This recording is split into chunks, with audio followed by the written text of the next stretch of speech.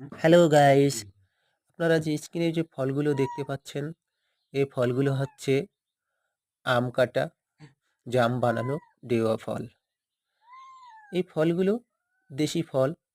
এই ফলে রয়েছে প্রচুর পরিমাণে ক্যালসিয়াম, ভিটামিন সি, লৌহ।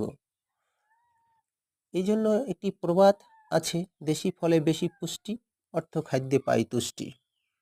তো আমরা এই ফলের গাছগুলো বেশি বেশি করে বাড়ির আঙ্গিনায়, বাড়ির আশেপাশে লাগাতে পারি, যাতে করে এই ফলগুলো আমাদের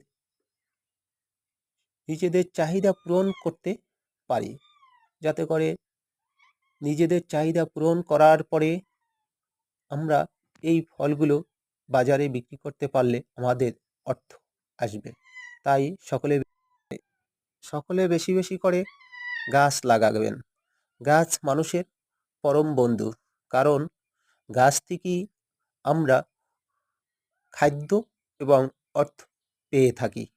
তাই গাছ অবশ্যই লাগাতে হবে। উদ্ভিদ ছাড়া আমাদের খাদ্য যোগান দেওয়ার মতো কোনো কিছুই নেই।